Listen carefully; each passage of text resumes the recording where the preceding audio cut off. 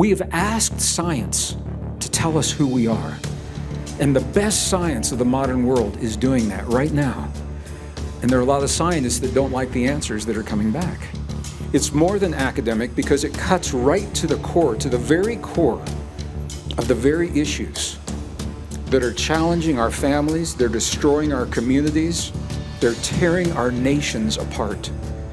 Because all of the hate that we see in the world is only possible because of the way we've been taught to think. So if we're going to do more than put a bandage on the hate that is emerging in the world, we've got to go to the core of where that hate comes from. So our story matters. We live our lives based upon the way we've been taught to think about ourselves, our story. We solve our problems based upon the way we've been taught to think of ourselves. We choose our relationships. Think about this. Every relationship you've ever had in your life, every partnership you've ever had, and we're all adults here listening to this, every person you've invited into your life, every person you've ever invited into your bed, think about that. It's based upon the way that you've been taught to think about yourself. Your story, every job that you've ever applied for, that you felt worthy of applying for, it's based upon the way you think of yourself, your capabilities, your limits, your capacity. So as we begin to realize how powerful our story is and the role that our story plays, it literally touches every aspect of our lives. The way you heal your body is based upon the way you've been taught to think about yourself. I remember when I was a kid, growing up 1950s in a rural community in northern Missouri. My mother told me when it came to healing, that healing happens slowly, gradually, over a long period of time. How many of you heard the same story? If you cut your finger, you skin your knee, it's going to heal slowly, gradually, over a long period of time. If you think that long enough, your body begins to send the chemical signals that will replicate what it is that you're thinking. And sure enough, you scrape your knee, and it takes days and days and days for it to heal. But there are studies right now that are showing there are other ways of healing, and our body is capable of healing very, very quickly. I don't know about instantaneously, but it doesn't necessarily have to take days and days and days and days. It's a linear process is what we've been taught. We're going to talk about quantum thinking. Quantum thinking begins with the ending. It begins with the outcome. It's all about the way we think of ourselves. We heal our bodies, we're building our future. It's all based upon our story. There is a battle that is unfolding, and it's happening in your life, it's happening in my life. There's a battle for your story. There is a battle to maintain what is called the standard model when it comes to the way we think about the origin of the cosmos and the origin of the human body. Where do we come from? There's a battle for your story. There's a battle for your thoughts. Have you noticed that? The media is trying to convince you to think and persuade you to think in very precise ways. But there's a battle that's even deeper. I want to talk to you a little bit about this right now. There is a battle for the very essence of what makes you unique, a battle for your very humanness. And if you are not aware of how this is playing out, new technology is actually infringing upon the very abilities that make us who we are and give us our humanness. And we can lose them in a single generation. So I'm going to invite you, please don't be so willing to give away your humanness to the technology. And I'm going to show you why right now. I'm going to show you right now. Technology is changing our story. And it's happening so fast because most people in our community have stopped watching TV. They don't even know how fast this technology is emerging and how great of a role the technology is playing in our lives. I'm going to share this with you for a very simple reason. I'm going to talk to you about technology that's emerging and how it is becoming a part of our lives faster than we knew that it was going to happen. The reason I'm sharing this with you is because the capabilities that the technology appears to give us digitally, you already have all of those capabilities in every cell of your body. You are the technology. You already have all the capabilities that you're going to see right here.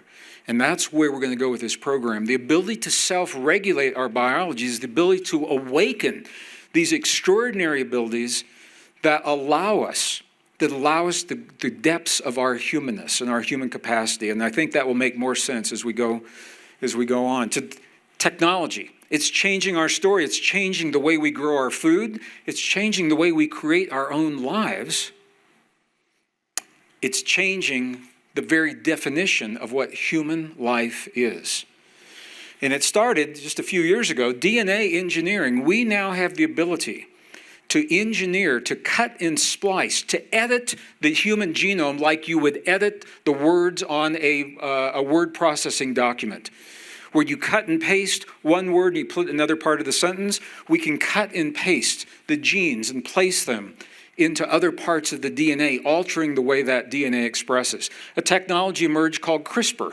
Just a couple of years ago, that the CRISPR technology, it took a giant leap from the laboratory, and now, for the very first time, Chinese scientists produced the first gene-edited babies that was documented in Scientific American in November of 2018, so a little less than a year ago. This is the first time that the gene-edited embryos were allowed to develop fully, and now babies are being produced customized. Is it right? Is it wrong? Is it good or is it bad?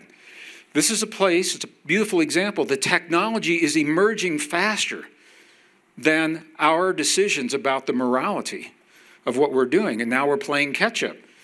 When the scientists announced that they had created the first gene-edited babies, thinking that the world would applaud them, other scientists came down to them and said, wait a minute, just because we can doesn't mean that we should. We need to have a conversation. Scientists, we need to talk. So you're seeing this play out. We have the ability to engineer our food in ways that we've never been able to do before. 1913, it's a little over 100 years ago, the corn in our world was 100% grown and owned by farmers. 100 years later, 1913, just take a guess. How much corn do you think is privately owned right now? Well, it's not quite that bad. 95% is corporate owned and it is GMO. That happened in only 100 years. Why is this a big deal? I have friends who are biologists in the industry. We have this conversation and they say, Greg, all we're doing is teaching the corn to be resilient to certain insects. All we're doing is teaching the corn to be resilient to low water, to drought. And I said, do you realize this is the problem with separating the science? Scientists are trained to work in their box. So chemistry is separate from biology, is separate from geology, is separate from physics, but the world doesn't work that way. Nature doesn't know about those boundaries. Young people on the phones, it's changing the way that young people have been taught to communicate with one another. I was just with a group in another country, and on the way out of the country, one of the young people in the group had their mobile phone was stolen and spent 2 weeks in another country with no mobile device. It was like withdrawals. I saw it happen with my own eyes, and it was a very cool thing to see because by the end of the trip, everything was good. But the very connection of what we have called human in the past is changing so very quickly. Back in the old days, artificial AI, artificial intelligence robots, they used to look like that, and everybody knew that it was an AI. Everybody knew it was a robot. Have you all seen the new robots that are being manufactured in Asia right now and making a resurgence here in the US? They don't look like that. They look like that. That's a robot. That's a robot. And when the robots start looking that good, they're used for way more than cleaning the house. I just want you to know, humans are very creative, very imaginative. So these robots, now young couples are actually opting for robot partners. And it is legal to marry an AI partner. Now, I'm just going to ask, which one of those is the AI and which one is the human? Can you tell? Yeah, well, the guy looks really happy, so. It's actually legal to do this, and there are young couples who are now opting for AI children in place of human children. And what's interesting is in the societies where these choices are being made, fertility levels are dropping, pregnancy levels are dropping, the ability to conceive is dropping.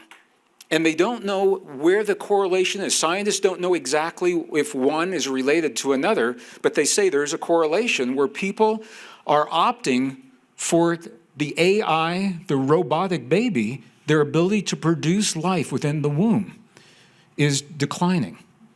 And they're actually paying families to have babies right now. Our humanness is on the line right now because technology has advanced to the point, and the thinking has now evolved to the point where there are people and organizations that believe and are teaching our young people that the human body, carbon-based life, is flawed by its very existence, that the human body is rife with errors, what they are calling errors, evolutionary errors. Things like our emotion, they see as a flaw because the emotion clouds our logic. They see human intimacy as a flaw because of the emotions involved with intimacy, and certainly there are a lot of emotions involved with human intimacy. It's complicated. They even see biological birth as an artifact that we can transcend because we now have the ability to optimize every conception. We can program the DNA to accomplish whatever kind of life we choose to accomplish, and it doesn't even have to be inside of a woman's body any longer. This is where this thinking is headed right now, and policies are being written and the laws are ready to go to our signature, whether it's on a state level or a national level here in the United States, implementing policies that literally steal our humanness from us. And I want to be very, very clear on this. I am advocating for our humanness. I am not supporting this transhuman agenda. However, I am a scientist and I'm objective. And when I have talked about some of this agenda in previous videos, what I've done is to honestly recognize where we are. There are 3 stages of the transhuman movement. One stage is the prosthetic stage, which we have already adopted and embraced. Contact lenses in the eyes, artificial knees, artificial hips. That is a form of transhumanism where we're using technology, synthetic technology, to replace natural biology. And I'm not saying that there's anything wrong with that. We I think, probably have better lives. Some of us are able to continue to innovate and create and contribute because we have embraced this level of technology. That is different than replacing the human body with artificial intelligence and computer chips and chemicals in the blood and sensors under the skin that are tied into a grid somewhere. It's very, very different. So level 1 is the prosthetic stage. Level 2 is where we're getting really close to this right now. It is the thinking that the body is weak and flawed and that we should be replacing the physical body with synthetics, robotics, artificial skin, artificial organs and things like that, and powered by the human brain. So human brain, synthetic body, level 2. And there are people out there thinking that this is what we need to do and we need to do it quickly. And then the 3rd level is ultimately where this transhuman movement believes things are headed. And that is the belief that consciousness can be reduced to ones and zeros in digital information and stored on a computer chip, creating immortality. If your consciousness is on a computer chip, that computer chip can last forever and you can download your consciousness into body after body after body. That's the thinking. There are problems with all of these. Once we go to the level 2 of transhumanism, beginning to replace neurons, for example, with computer chips, there is an axiom in biology that's simply called use it or lose it. And it applies to what we're talking about here. If we don't use our natural biology, our body begins to believe it's not needed and it will stop producing many of the functions, and the systems stop working the way they were designed to work because they believe they're no longer needed. A perfect example of this is the discovery of, we used to believe that neurons in the human brain were limited to what we have at birth. I remember, I remember when I was in college, this was the leverage that people were using against college excesses of drugs and alcohol. They said every time you drink a beer, you're losing brain cells, and wow, you've only got so many, you know. Now we know that's not true, that we are producing new brain cells until the last breath we take on this earth. Here's the catch. If those brain cells are not engaged in a meaningful way within 2 weeks of when they are created, they will die. Use it or lose it. So when we talk about the computer chips, for example, implanted into the brain, doing the thinking for us, or let's take this to another level. We've got young people, 3, 4, 5 years old, that wake up in the morning, eat their Captain Crunch or whatever it is. They put on a VR virtual reality visor, and they sit there for hours in this virtual reality. So what's happening in the virtual reality? They're being inundated with sensory experiences. They're seeing vivid colors and scenes that they would never see in their backyard. They're hearing the sounds, and they're seeing situations that aren't going to happen in real life. So now think about this. They are observing those situations. They no longer need their own creative powers, their own imagination that you and I used before all of this technology came into being. You know, we would have our imaginary friends and our imaginary forts that we would build in the backyard, and you know, imaginary camping experiences, camping under a tent in the living room. You know, it's a blanket between two chairs. And it sounds silly, but the point is we were using our imagination, our creativity, engaging these systems. Now the scientific papers, peer-reviewed papers, are showing cognitive decline in young people who are excessively engaged in this technology, in gaming, in the virtual reality technology. They're seeing a thickening of the visual cortex, first of all, from the intense sensory experiences, but they're also seeing a decline in the ability of socialization, of young people to interact with another young person, especially in adverse situations, so they can work through their problems. That's what kids learn to do. You know, we're on the playground, and when not everybody sees eye to eye, but if you are in what's called the silo, if you are isolated in the silo of your own digital world, it's easy just to fire off a text and say whatever you want and never have to engage in the emotions or the feelings of another human. That is affecting an entire generation of young people right now. So use it or lose it. The way that the vision of tech companies, corporations, and organizations are unfolding right now is to replace so much of our natural biology with efficient and logical technology, so we do away with the messiness of human emotions.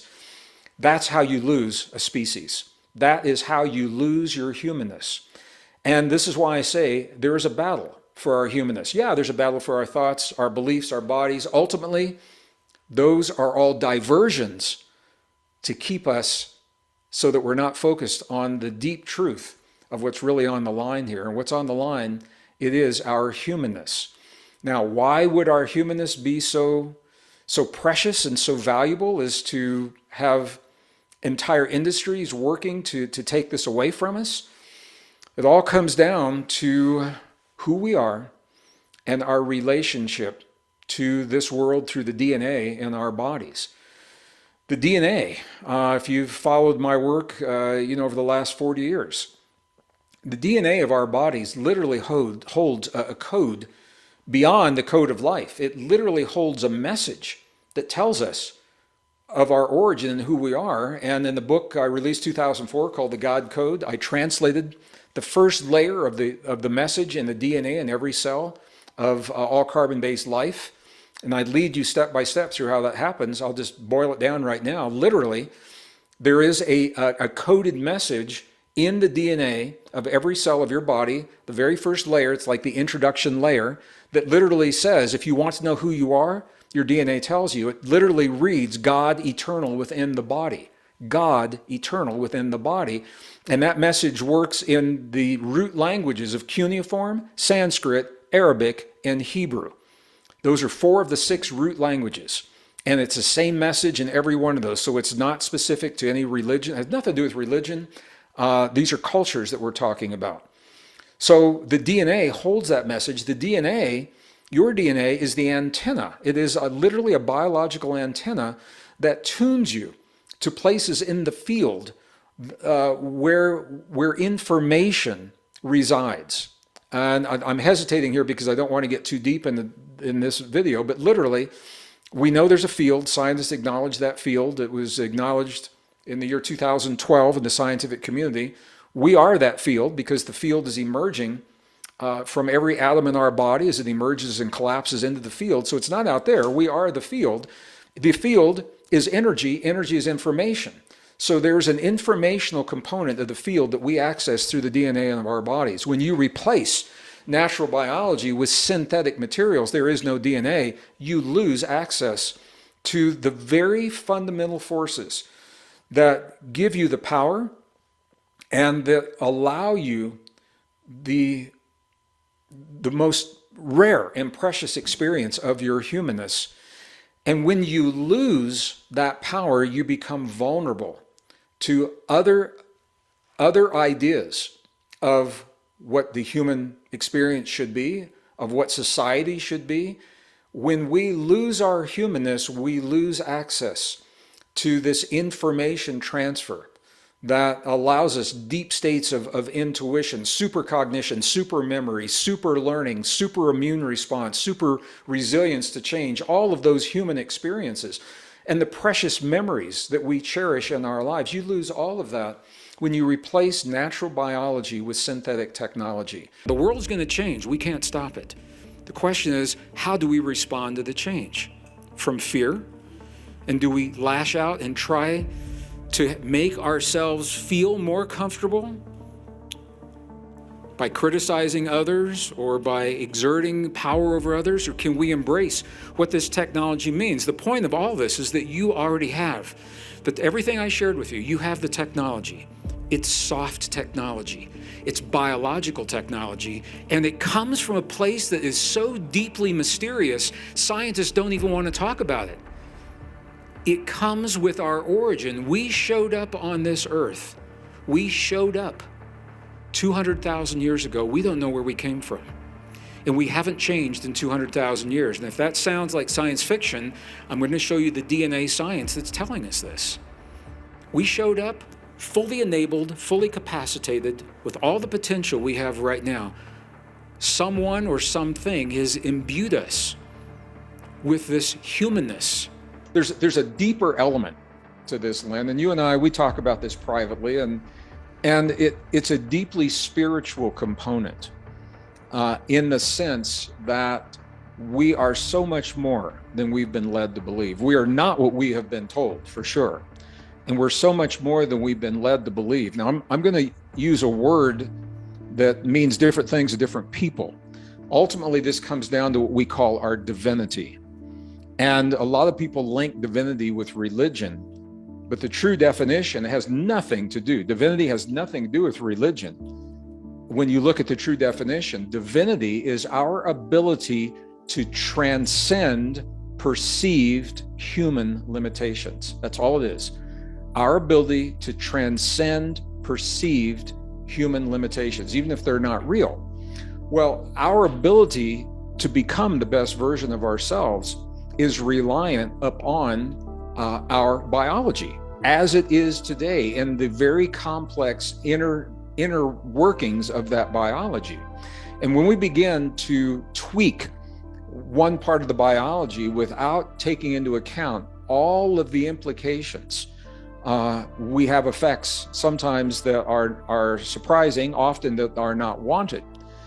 And science, this is the arrogance, Lynn, of the science. And many of the scientists I talk to at conferences, they think they've got this all buttoned up.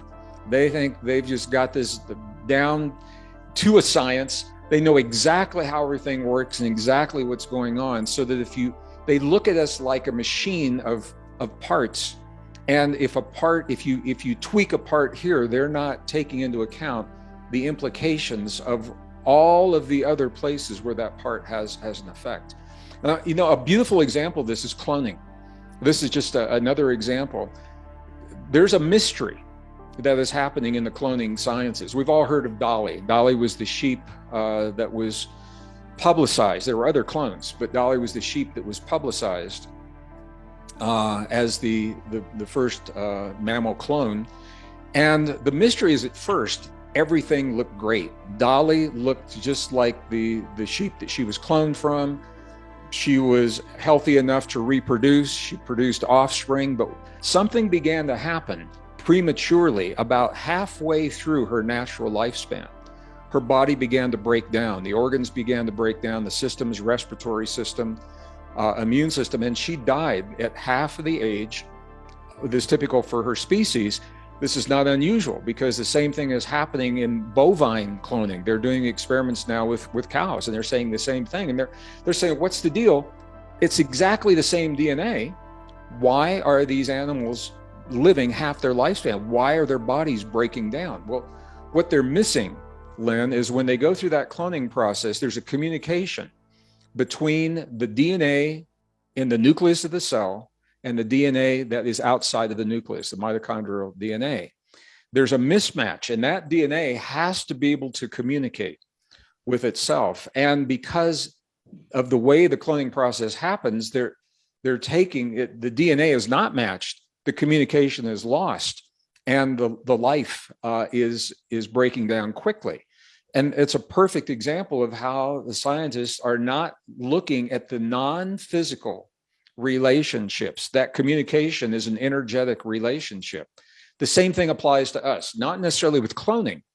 For us to access our divinity, for us to become the best version of ourselves, to be able to access deep states of intuition, altered states of consciousness, to communicate with non-physical forms of life, dolphins, insects, plants.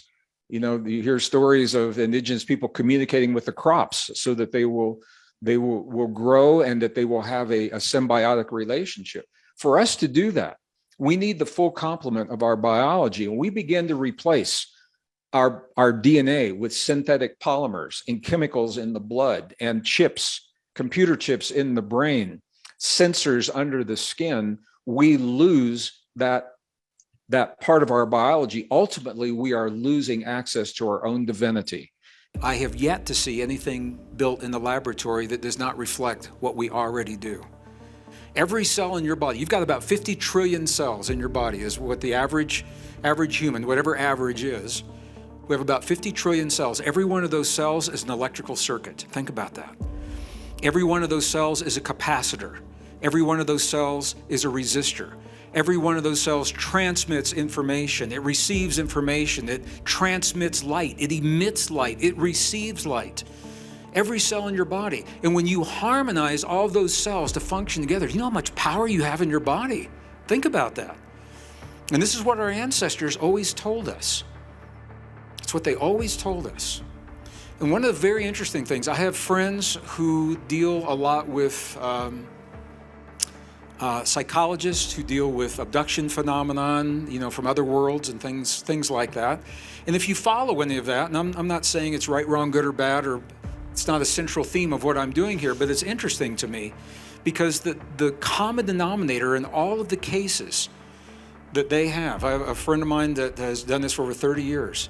She says that the common denominator is that the story that comes from those other beings from other worlds is they long for what we have as humans, the ability to self-regulate our biology, because they took a technological path where they gave away that ability and they want that back. Isn't that interesting? Isn't that interesting? It all comes together in really interesting ways. Your humanness is so precious, but nobody tells you that in our society, in our culture. And as the technology is infringing upon the very essence of what it means to be human, I'm inviting you to cherish your humanness and don't be so willing to give away those pieces of yourselves, at least until you understand who you are. And I heard this when I was a kid. From the minute you're born, you begin to die. I want to tell you why that is absolutely not true. But can you see how powerful that way of thinking can influence your life? It's not true. What happens from the minute you're born, you begin to heal. And it actually happens before you're born. It happens in your mother's womb. You are programmed and designed to repair, regenerate, rejuvenate, and heal. And your body does it so very, very well until it is impeded through a number of things, environmental things, nutritional things. Inner environment of thought, feelings, emotions, and beliefs is a big, big part of this. From the moment you're born, you begin to heal. Where are we going to go with all this? This is the key. The better you know yourself, the less you're going to fear change in the world. Okay? Your world is changing. My world is changing. We are what are called self-referencing beings. What that means is we tend to hang our sense of well-being upon the conditions of our external world. How's the stock market doing? How's the family doing? How's the job doing? If everything out there is good, you say, oh, okay, everything's good. But when those things, family problems or health problems or something in friends or the markets are bad or politics are crazy, then we feel stress. Right now, the United States is undergoing a period of the greatest stress that has been documented in over 20 years. And it's being reflected as higher degrees of illness and disease. Because the stress is there, but there's no way to resolve that stress that's being shared publicly. We're going to talk about how we resolve that stress. And I'll give you the tools to create resilience so that you can become more resilient in the presence of the stress in the outer world. Better we know ourselves, the less we fear change in the world. Better you know yourself, the less you fear the unknown, the less you fear other people. Your humanness and my humanness is on the line. Our species is on the line. And this is not something that's going to drag on, for 50 years. In one generation, the decisions are being made. Right now, the policies are being written and the laws are being proposed to embrace these transhumanist principles. And I got to tell you, man, I know it's happening. I'm still impressed at the slick marketing and the really sexy ads that are coming across. I see it on mainstream television. I see it in YouTube. Ads that make this stuff look really cool and really sexy. Like, who wouldn't want it, So I'm saying right now, the people out there that somehow are aligning me with the transhuman movement, you missed the mark, brothers and sisters, and I don't know how you did it. If you have taken the time to listen to me, to what I'm saying, and to follow the path of my work over the years, nothing could be further from the truth. And whoever it is that's writing these, I'm going to tell you right now, I love you, my brothers and sisters. I love the people of this world. I love our humanity and our humanness.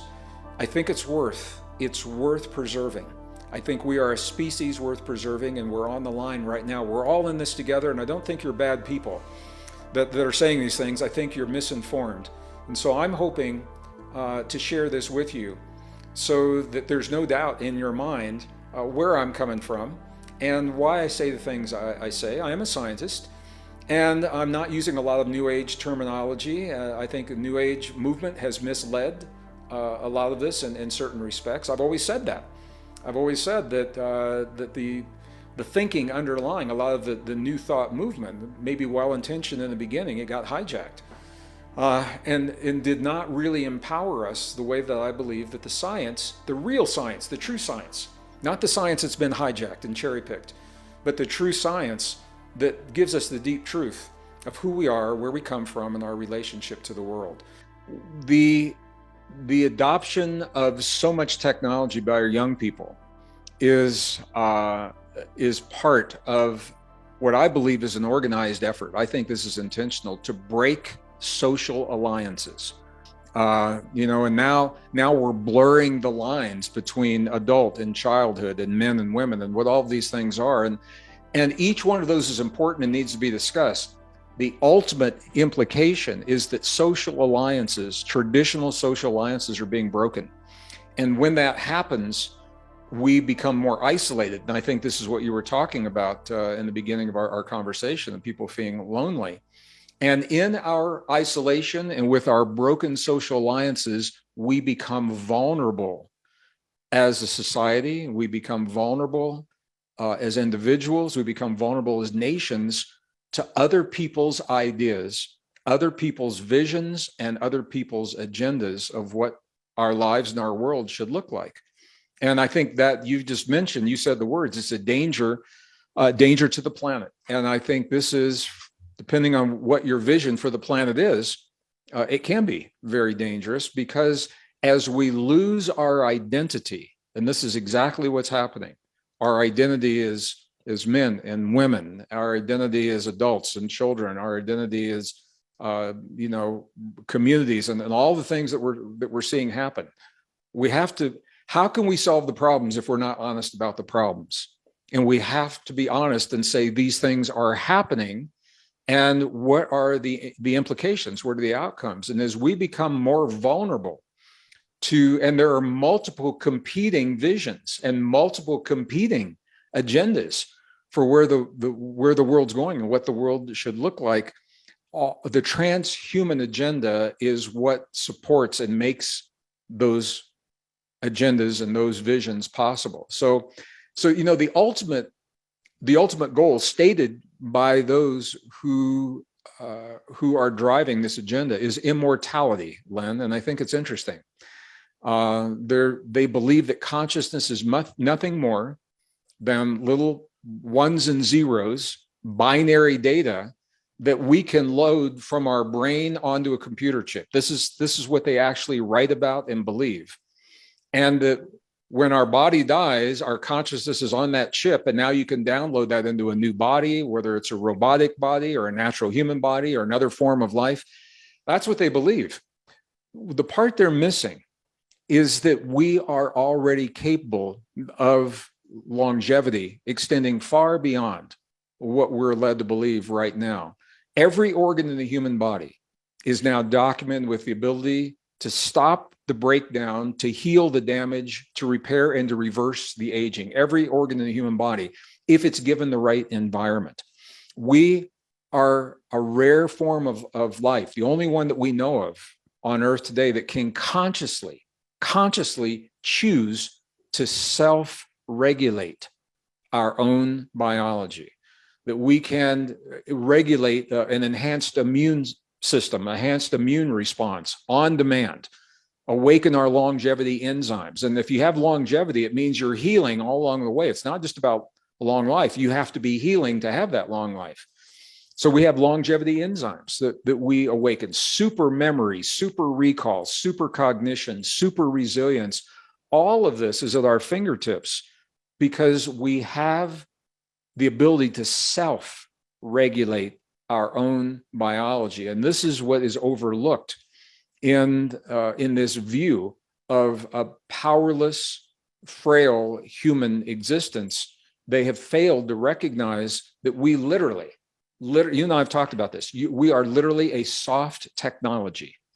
We're not made of computer chips and wires and AI and sensors. We are neurons, cell membranes, ion potentials moving across cell walls. And we self-regulate all of that through thought, feeling, emotion, belief, breath, focus, intention. That is an extraordinary technology when you really begin to think about what we are. So when we, and I fully realize it's a very different way of thinking for many people. We don't think of ourselves as a soft technology. But when we begin to allow ourselves to see ourselves in new and empowering ways, we see less need and we feel less urgency to embrace the outer technology to make us healthy and to be successful in life, because we recognize it's there for those that need it. And there are some people, I'm happy it's there, that external technology. But most of us don't need it because we are the technology and we have that ability to awaken all these extraordinary potentials. That's our divinity, our ability to transcend our perceived human limitations. We are taught to fear the beautiful capacities that live within us. And part of that is power. Part of it goes far beyond simply the power. This is where our highest levels of mastery really begin.